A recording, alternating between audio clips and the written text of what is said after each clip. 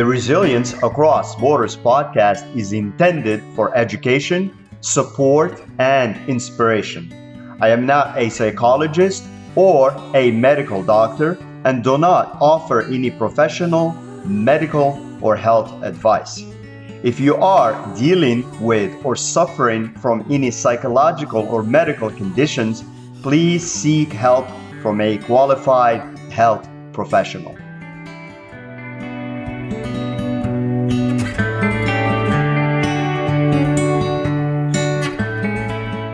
Hello and welcome back to Resilience Across Borders podcast. I'm your host, Rachid, and in today's episode, we'll focus on finding the balance between willpower and surrender, with examples and practical strategies included as usual. In a world that constantly pushes for more effort, hustle, and control, the idea of surrender can feel like giving up. But what if true strength lies not in always pushing harder, but in knowing when to let go? Basically, mastering the dance between willpower and surrender. So, mastering this dance between willpower and surrender is essential for emotional well being, for spiritual growth, and even achieving long term success, achieving sustainable success that doesn't lead to burnout or losing your minds. All right, so number thing to keep in mind is to understand the role of each. So willpower is the force that drives you to set goals, make changes, and take action, even when it's uncomfortable.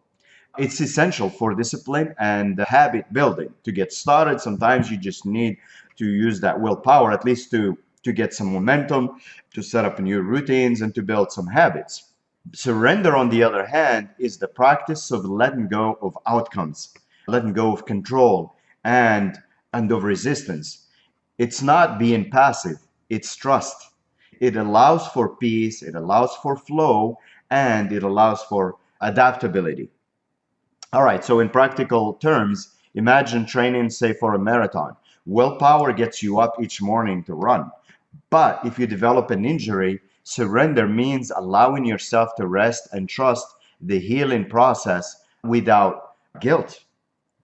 Number two thing to keep in mind is to recognize the warning signs of imbalance.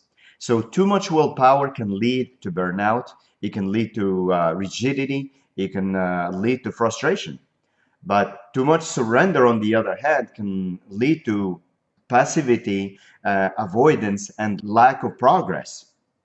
So, for instance, someone forcing a relationship to work through pure will, ignoring red flags and ignoring their inner voice, may end up emotionally depleted.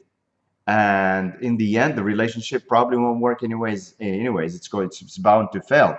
On the other hand, someone who avoids all discomfort and surrenders without ever asserting themselves may never experience meaningful connection and the best relationship that they could possibly experience, that may have the need for having these conversations and for addressing things that need to be addressed.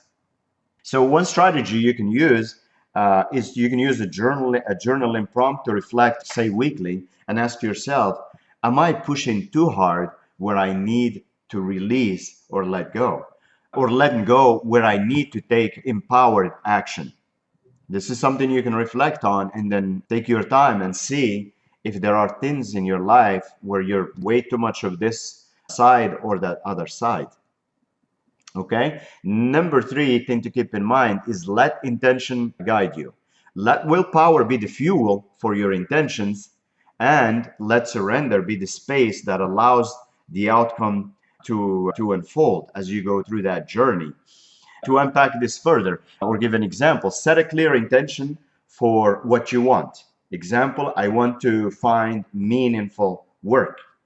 Use willpower to update your resume, apply for jobs, and network, and do your part, right? Then surrender attachment to the outcome or to the exact job or timeline and things that are outside of your control once you've done what's within your control. And then also stay open to surprises or detours or adjustments that may need to be made.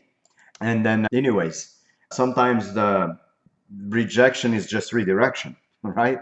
Number four thing to keep in mind is never ignore the body, and you have to practice also somatic awareness. The body keeps the score. Our bodies know a lot, and from experience, from decades of experience, the body often knows when it's time to act and when it's time to let go. So before the mind does. So, for instance, tension, tightness, and shallow breathing can be signals you're clenching too tightly or you're holding on too tightly.